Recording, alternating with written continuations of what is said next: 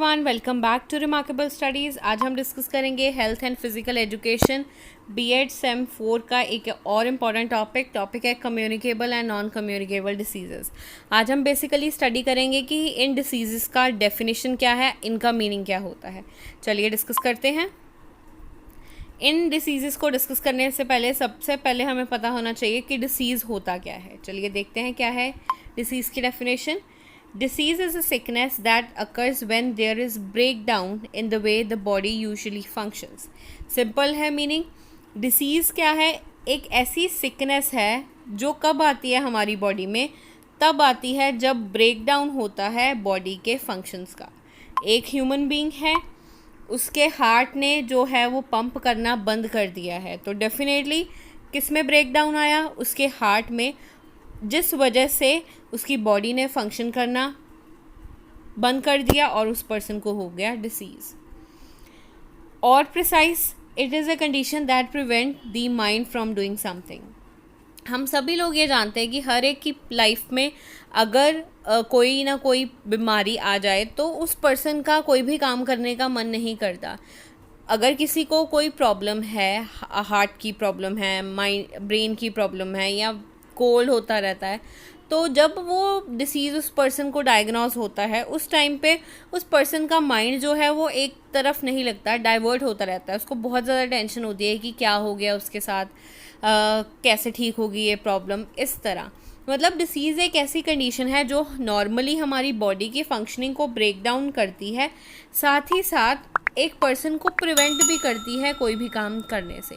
कुछ टाइम ऐसे निकल जाता है, फिर धीरे धीरे पर्सन अपने आप को नहीं मोटिवेट करता है, उसकी फैमिली मोटिवेट करती है, डॉक्टर्स मोटिवेट करते हैं, उसको मेडिसिन्स दी जाती हैं। तो धीरे धीरे जब वो बंदा ठीक होने लगता है, तब उसके अंदर कॉन्फिडेंस वापस आ जाता है और वो अपनी लाइफ में जो भी वो काम कर रहा है वो आगे करना स्टार्ट कर देता है। लेकिन एक टाइम उसकी लाइफ में ऐसा आता है कि जब वो सब कुछ काम छोड़ देना चाहता है, क्योंकि उसको जो अपनी प्रॉब्लम है वो इतनी ज़्यादा बड़ी लगती है।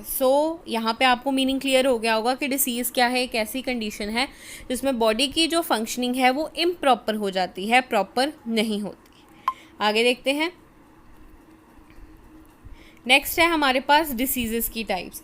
जो डिसीज़ है उनको हम बेसिकली दो में डिवाइड कर देते हैं कैटेगरीज में, कम्युनिकेबल एंड नॉन कम्युनिकेबल। अब हम इनका मीनिंग डिस्कस करते हैं। सबसे पहले हमारे पास आता है communicable diseases. Communicable diseases are those diseases that transmit from one person to another person.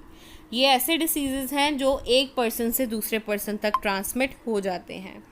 यहाँ पे आप फोटोग्राफ देखिए, ये पर्सन जो है वो इन्फेक्टेड पर्सन है। इसके कांटेक्ट में जब हेल्दी पर्सन आया तो इसने अपना डिसीज़ दे दिया दूसरे पर्सन को, तो जो पर्सन हेल्दी है वो भी क्या हो जाएगा? अनहेल्दी हो जाएगा। इसलिए वो डिसीज़ेस जो कि ट्रांसमिट हो जाते हैं एक पर्सन से दूसरे पर्सन तक, उनको कहा जाता है कम्युनिकेबल डिसीज़ेस। इनको कोई और नाम भी हम दे सकते हैं, जैसे infectious diseases and transmissible diseases. ऐसे diseases simple language easily understood है ये, कि ऐसे डिसीज़ेस जो एक पर्सन से दूसरे पर्सन को चले जाते हैं, ट्रांसफ़र हो जाते हैं, उनको कहा जाता है कम्युनिकेबल डिसीज़ेस। अब इसमें एग्जांपल तो देने की ज़रूरत नहीं है, आपको पता है एट प्रेजेंट जो डिसीज़ बहुत ज़्यादा जिसने पूरे इंडिया का नहीं पूरे वर्ल्ड का काम ख़राब किया हुआ है वो है कोविड-19। कोविड-19 एक कम्युनिकेबल डिसीज़ है। अगर आपने सोशल डिस्टेंसिंग मेंटेन नहीं की, प्रॉपर प्रिकॉशंस नहीं लिए, तो ये आपको डिसीज़ जो है वो पकड़ सकता है। कोविड-19 को कहा गया है कम्युनिकेबल डिसीज़ क्योंकि ये एक पर्सन से दूसरी पर्सन तक ईजिली ट्रांसफरेबल हो जाता है। इसलिए आप अपना ध्यान रखें, मास्क वगैरह पहनें और सैनिटाइज़र्स अपने पास रखें, बार बार हाथों को सैनिटाइज़ करें और जो गवर्नमेंट ने रूल्स प्रोवाइड किए हैं उनको फॉलो करते रहें। ओके, चलिए अब मीनिंग क्लियर हो गया आपको कम्युनिकेबल डिसीज़ का। एक बार फिर से देख लेते हैं। वो डिसीज़ जो एक पर्सन से दूसरे पर्सन तक ट्रांसमिट हो जाते हैं। सबसे इंपॉर्टेंट डेफिनेशन है इसकी, डेफिनेशन नहीं एग्जाम्पल है इसकी, कोविड-19 जो हाईली ट्रांसफरेबल डिसीज़ है। इसके अलावा कॉमन कोल्ड हो गया, फ्लू हो गया, जैसे घर में एक बंदे को कोल्ड हो जाएगा तो 2-3 को तो साथ में हो ही जाता है कोल्ड वगैरह, तो ऐसे डिसीज़ेस को कहा जाता है कम्युनिकेबल डिसीज़ेस। अब हम देखते हैं reasons for the spread of disease. Communicable disease कैसे स्प्रेड होता है? सबसे पहले स्प्रेड थ्रू एयर। आपको पता है कोविड-19 भी है, अगर आप छींकते टाइम अपने नाक को कवर नहीं करते, मुंह को कवर नहीं करते।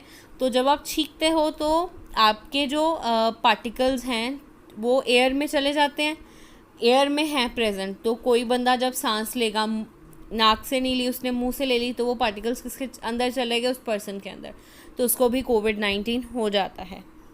इसलिए सबसे इम्पॉर्टेंट मीन है इसका ट्रांसफ़र होने का, एयर। फिर द डिसीजेज में pass through one person to another person. Same उसी तरह छींकते टाइम आपने अपने हाथों से नाक को कवर कर लिया और उसके बाद आपने जो है अपने हैंड वॉश नहीं किए, सैनिटाइज नहीं किए, उन्हीं हाथों से आपने दूसरे पर्सन के साथ हैंड शेक कर लिया। वायरस कहाँ चला गया, उस पर्सन के हाथ में। अब उस पर्सन ने अपने नाक को टच किया, मुंह को टच किया, वायरस उसके अंदर चला गया। इसलिए बी कॉशियस, ऐसी गलतियाँ मत करिए, अपनी लाइफ को बचाइए। ये बहुत ज़्यादा ख़तरनाक डिसीज़ है, आपको पता है, अभी इसकी वैक्सीन भी नहीं आई है। सो आप अपने आप को प्रोटेक्ट करिए और अपनी फैमिली को प्रोटेक्ट करिए। फर्दर मोर, ये जो डिसीज़ है वो स्प्रेड होता है ब्लड के थ्रू, फूड के थ्रू और बेवरेजेस के थ्रू। जैसे कि किसी पर्सन का ब्लड इन्फेक्टेड था, वो फर्दर उसने डोनेट किया और किसी और पर्सन को वो ब्लड चढ़ा दिया गया, तो डेफिनेटली वो पर्सन भी बीमार हो जाएगा। इसलिए मतलब कि बहुत ज़्यादा चेकिंग होती है, ब्लड बैंक्स में भी प्रॉपर टेस्टिंग होती है कि किसी पर्सन का ब्लड जो है वो इन्फेक्टेड तो नहीं है। उसी तरह फूड हो गया, बेवरेज हो गया। बेवरेज होती हैं पीने वाली चीज़ें, तो पानी है, बाहर का पानी पी रहे हो तो उसमें भी हो सकता है कोई ना कोई वायरस हो और आपको वो हार्म कर दे। इसलिए आप घर पे पानी पीजिए, फ़िल्टर वाटर पीजिए या वाटर को बॉयल करके पीजिए।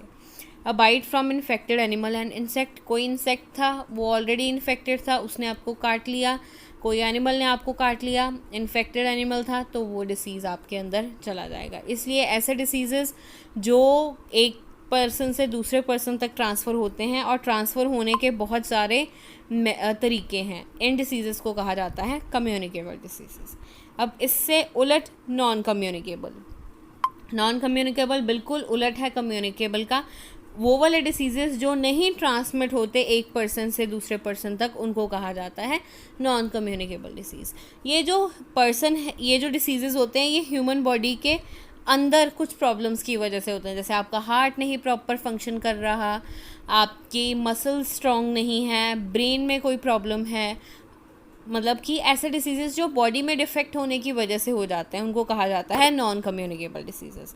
और इनके लिए एक और वर्ड यूज़ किया गया है, it is called non contagious diseases. Non contagious का मतलब होता है कॉन्टैक्ट। वो डिसीज़ेज़ जो एक दूसरे को हाथ लगाने से नहीं फैलते, उनको कहा जाता है नॉन कम्युनिकेबल डिसीज़ेज़। उधर आप लिख सकते हो कम्युनिकेबल में, दे आर कॉन्टेजियस डिसीज़ेज़, क्योंकि वो कांटेक्ट के साथ एक दूसरे के फैलते हैं।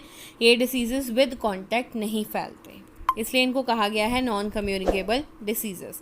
अब इसमें एग्जांपल्स देख लेते हैं। कैंसर हो गया, हाइपरटेंशन हो गया, डायबिटीज़ हो गई, हार्ट अटैक हो गया।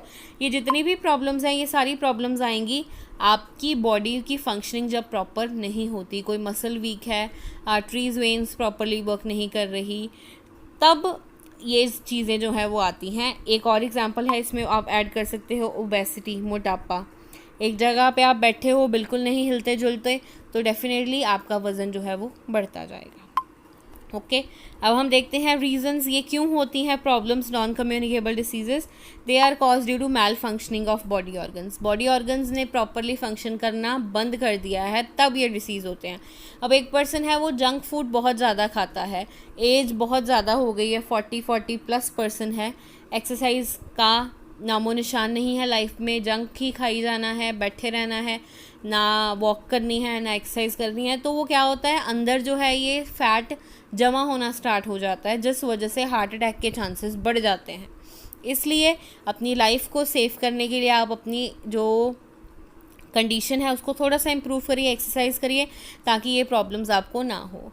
फर्दर स्ट्रेस है आज की लाइफ में, जॉब्स नहीं है, अगर जॉब है तो सैलरी कम है बहुत ज़्यादा, फैमिली को भी देखना है, अपने आप को भी देखना है, अगर आप तो इस तरह की प्रॉब्लम्स जो है वो हर एक की लाइफ में है। तो स्ट्रेस की वजह से हाइपरटेंशन हो जाता है, और बहुत सारी प्रॉब्लम्स हो जाती हैं, टेंशन होती है, एंग्जाइटी होती है। ये भी कारण है नॉन कम्युनिकेबल डिसीज़ेज़ होने का, जिसमें सिंपल वर्ड्स में हम बोलें तो बॉडी की फंक्शनिंग जो है वो प्रॉपर नहीं होती। ये बात की आज हमने डिसीज़ेज़ की, जिसमें हमने बात की communicable and non communicable. I hope आपको डिफरेंस क्लियर हो गया होगा। इसी तरह के और वीडियोस के लिए आप हमारे चैनल को सब्सक्राइब कर लीजिए। आप हमें फॉलो कर सकते हैं फेसबुक पे और इंस्टाग्राम पे भी @remarkable studies। अगर आपकी कोई भी क्वेरी है आप डायरेक्टली मैसेज कर दीजिए, आपकी query on the spot clear होगी। और अगर आप बीएड का कोई भी टॉपिक चाहते हो मैं वीडियो बनाऊँ उसके ऊपर, चैनल पे अवेलेबल नहीं है, आप जाके चेक कर सकते हो, तो आप उसके रिगार्डिंग भी मुझे बोल सकते हो। चैनल पे बीएड के काफ़ी सारे टॉपिक्स की जो है वो प्लेलिस्ट बनी हुई है, वहाँ पे जाके चेक कर लीजिए और एक बारी देख लीजिए आप जो टॉपिक चाहते हो वो है या नहीं है। चलिए अब हम मिलते हैं अपनी नेक्स्ट वीडियो में, जिसमें हम और इम्पॉर्टेंट टॉपिक्स को डिस्कस करेंगे। Thank you.